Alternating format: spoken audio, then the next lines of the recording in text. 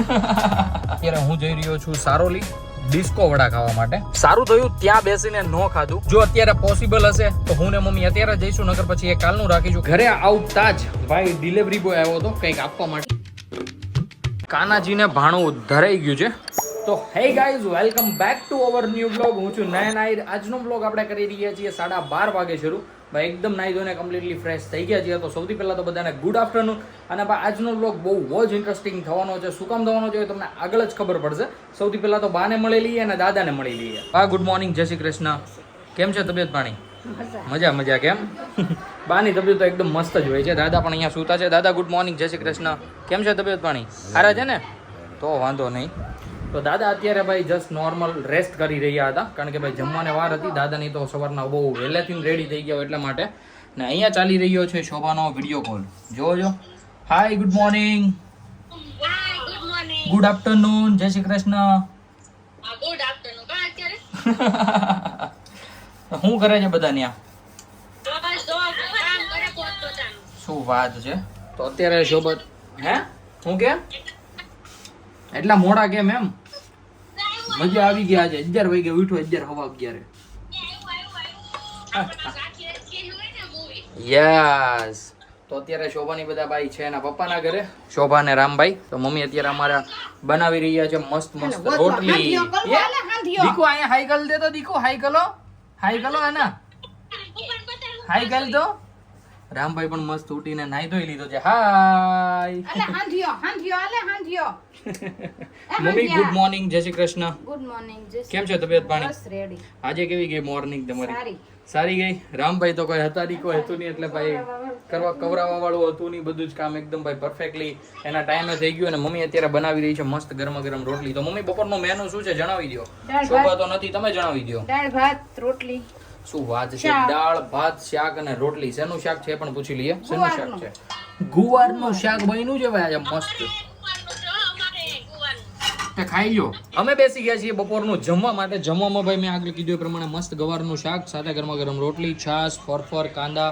અને આજે ઘડી રહી છે મમ્મી રોટલી, કારણ કે શોભા તો છે નહીં અને બા પીરસી રહ્યા હતા. દાદા પણ સાથે બેસી ગયા છે. તો સૌથી પહેલા તો અમે લંચ કમ્પ્લીટ કરી લઈએ. અમે એકદમ કમ્પ્લીટલી જમી લીધું છે. અને ભાઈ જમીને હું બહાર આવ્યો ને તો જોવો છો ભાઈ એકદમ મસ્ત મૈદ્રો વરસાદ સ્ટાર્ટ થઈ ગયો છે. તમને ભાઈ પાણીમાં જોઈને જ ખબર પડતી હશે કે કેટલા છાંટા ઉડે છે.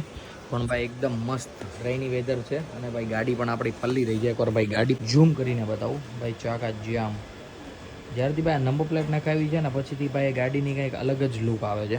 અને સિરિયસલી બહુ જ એટલે બહુ જ મને ગમે છે. હમણાં થોડી વાર પહેલાં ભાઈ જોતામાં ઓછો વરસાદ હતો, મતલબ ઝીણો વરસાદ આવતો હતો. અને અત્યારે જુઓ છો ભાઈ એકદમ તાબડતોડ જોરદાર વરસાદ આવી રહ્યો છે. વરસાદથી એકદમ મસ્ત ચકાચક ભાઈ ગાડી થઈ ગઈ છે સાફ. મતલબ કે ભાઈ ઉપર ધૂળ કે માટી લાગી હતી એ બધી જ એકદમ કમ્પ્લીટલી વહી ગઈ છે. હવે ભાઈ કોઈક ગાભો મારી દે ને સિરિયસલી ગાડી ચમકવા માંડે.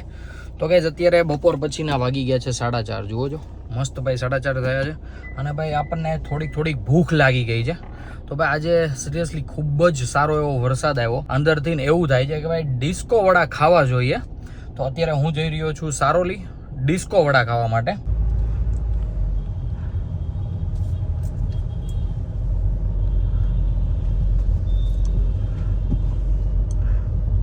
જોવા જઈએ ને તો વરસાદ એકદમ કમ્પ્લીટલી બંધ નથી થઈ ગયો ભાઈ. ઝીણા મસ્ત એવા છાંટા આવી રહ્યા છે. જે ભાઈ આપણા આવા જ વરસાદની રાહ હતી, કારણ કે ભાઈ આ વરસાદમાં જે ભજીયા ખાવાની મજા આવે ને એ ક્યારેય ન આવે.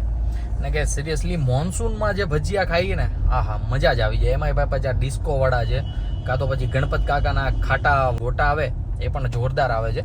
તો આપણને આજે ખાવાનું મન છે થોડુંક તીખું અને તમતમતું. તો આપણે આજે ખાઈશું ભાઈ મસ્ત મજાના ડિસ્કો વડા. તો ત્યાં જઈએ અને ભાઈ મસ્ત જો ત્યાં સુવિધા હશે તો ત્યાં ખાશું. વરસાદ આવતો હશે ઝીણો તો ભાઈ આપણે ગાડીમાં પાર્સલ લઈ લઈશું. जो सज रहा है मैं मर ही जाऊं जो तुझको ना पाऊं. ફાઇનલી આપણે ચડી ગયા છીએ કડોદરા ટુ બારડોલી હાઈવે પર. મતલબ ભાઈ એક નાનો એવો હાઈવે જ છે, આ જ રોડે આવે છે. આગળ ભાઈ ડિસ્કો વડાનું જે સેન્ટર છે ત્યાં. અને બસ પહોંચવા જ આવ્યા છીએ. લગભગ 1 થી 2 મિનિટનો રસ્તો છે. તો ફાઇનલી આપણે પહોંચી ગયા છીએ જ્યાંથી ભાઈ આપણે ડિસ્કો વડા લેવાના છે ત્યાં. અને ભાઈ આપણો રથ જોવો છો એકદમ મસ્ત ચકાચક થઈ ગયો છે, વરસાદ આવ્યો તો એના કારણે ભાઈ હમણાં આપણે ફાસ્ટ ચલાવશું ને એટલે ગારો ઉડીને પાછો બગડી જશે. પણ એ પહેલાં ભાઈ આપણે મસ્ત ડિસ્કો વડા લઈ લઈએ અને પછી અહીંયાથી નીકળીએ.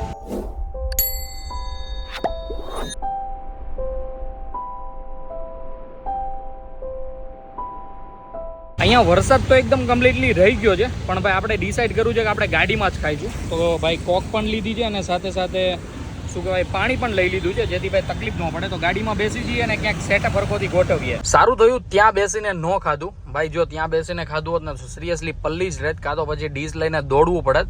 ભાઈ પાછો સ્લોલી વરસાદ શરૂ થઈ ગયો છે, એટલે ભાઈ આપણે તો પહેલાં ક્યાંક પાટિયા જઈએ અને પાટિયા સારી એવી પ્લેસ ગોતીએ જ્યાં ભાઈ ગાડી એકદમ વ્યવસ્થિત સાઈડમાં પાર્ક કરી શકીએ અને ત્યાં બેસીને મસ્ત ભાઈ આ જે માહોલમાં ગરમા ગરમ ડિસ્કો વડા ખાઈ શકીએ. ભાઈ મારા મોઢામાં તો સિરિયસલી પાણી આવી રહ્યું છે કે ભાઈ ક્યારે હું પહોંચું, ક્યારે હું ગાડી પાર્ક કરું, ક્યારે હું બધું ખોલું ને ક્યારે હું ખાવા માંડું. મસ્ત એવી જગ્યાએ હું પહોંચી ગયો છું અને ભાઈ કોકને અહીંયા રાખી દીધી છે, પાણીની બોટલને ત્યાં રાખી દીધી છે. તો ગાઈસ સૌથી પહેલાં તો ભાઈ આને લાવીએ મેદાનમાં, મસ્ત ડીશીશ કાઢીએ, ચટણી બટની અને ભજીયા બહાર નીકળીએ અને ભાઈ મસ્ત ખાઈ લઈએ. હું નીકળી ગયો છું ઘરે જવા માટે અને ભાઈ આપણે જે ડિસ્કો વડા લીધા હતા સિરિયસલી ભાઈ એક નંબર હતા અને ભાઈ પેટ એટલું ફૂલ થઈ ગયું છે ને.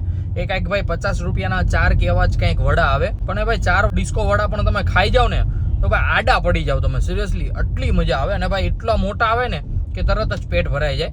તો અત્યારે ભાઈ એકદમ મસ્ત ચકાચક આપણું નાસ્તો થઈ ગયો છે. ઘરે તો શોભા નહોતી એટલે ભાઈ ઓબ્વિયસલી મમ્મીને કષ્ટી નથી દેવી. શોભામાં હું છે, શોભા હોય ને તો આપણને ભાઈ મજાક મસ્તી કરવાની મજા આવે અને સાથે સાથે એને ભાઈ આવી રીતના કંઈક નાસ્તા બાને ખીજવવાની પણ મજા આવે. તો અત્યારે આપણે મસ્ત ઘરે જઈએ, આપણે તો ખાઈ લીધું છે અને ઘરે જઈને જોઈએ છે. હું જ્યારે ઘરેથી નીકળો ત્યારે મમ્મી કહેતા હતા કે ભાઈ સાવણીને એવું બધું લેવા જવાનું છે ઘરે, જે રેગ્યુલર યુઝમાં જે સામાન આવતો હોય ને એ બધો સામાન લેવા માટે. તો ઘરે જઈને પૂછીએ મમ્મીને, જો અત્યારે પોસિબલ હશે તો હું ને મમ્મી અત્યારે જઈશું, નકર પછી એ કાલનું રાખીશું. આપણે પહોંચી ગયા હતા ભાઈ આપણા ઘર સાઈડ અને ભાઈ બ્રશ લેવાના હતા, કારણ કે ઘરે બ્રશ તો હતા પણ બધા જૂના થઈ ગયા હતા એટલે ભાઈ એના પીછડા બધા પોળા થઈ ગયા હતા. તો વિચારું કે બ્રશ લેતો જાઓ. તો ભાઈ બ્રશનું આખું બોક્સ જ લઈ લીધું છે. હવે ભાઈ કોઈ જ ઉપાધિ નહીં આપણે કે નહીં ઘરે કોઈને, કારણ કે ભાઈ મારી જેમ ઘરે પણ કોઈને બ્રશના ચિત્ર ઉડી ગયા છે. પણ બ્રશ એક એવી વસ્તુ છે જે ભાઈ આપણે બદલી ન શકીએ. જ્યારે આમ બહુ ટાઈમ થઈ જાય ને પછી આમ વિચાર આવે કે હવે બ્રશ લેતા જઈએ, પણ આપણને ભાઈ હીરું ફાવે નહીં. તો અત્યારે હું ગયો તો સ્પેશિયલી મારા માટે બ્રશ લેવા માટે. હું જે બ્રશ યુઝ કરું છું ને એ જ બ્રશ મેં લીધું છે, પણ આમાં કેવું હતું પહેલા ડબ્બામાં 6 પીસ જ આવતા હતા. અત્યારે ભાઈ એ 6 પીસ સાથે 2 પીસ ફ્રી આવે છે અને પ્રાઇસ તો એની જ. તો મેં વિચાર્યું કે ભાઈ આખો ડબ્બો જ લેતો જાઉં, કારણ કે ઘરે બધાને જૂના થઈ ગયા છે. તો જેના સારા હોય એના રાખીશું, બાકી જેના જૂના થઈ ગયા છે એના ભાઈ રિપ્લેસ કરી નાખશું. અત્યારે હું ઘરે પહોંચવા આવ્યો છું, ઘરે જઈએ અને ભાઈ જોયા ઘરની પણ શું કન્ડિશન છે. આજે રામભાઈ અને શોભા તો છે નહીં ઘરે આવતા જ ભાઈ ડિલિવરી બોય આવ્યો હતો કંઈક આપવા માટે. ઈશાને કંઈક મંગાવ્યું છે, હવે ખબર નહીં શું મંગાવ્યું છે ભાઈ. ઈશાન તો નથી, તો આપણે અનબોક્સિંગ કરીએ કે ભાઈ પાર્સલમાં શું આવ્યું છે. બાકી ભાઈ ખબર નહીં શું હશે. હવે બે છે કડક કંઈક અને નોર્મલ કંઈક દેખાય પણ છે. ભાઈ ખોલીએ પછી ખબર પડશે. આવી રીતના ભાઈ ઝાંકીને જોવામાં કોઈ જ ફાયદો નથી. તો ફટાફટ ખોલીએ પહેલાં તો.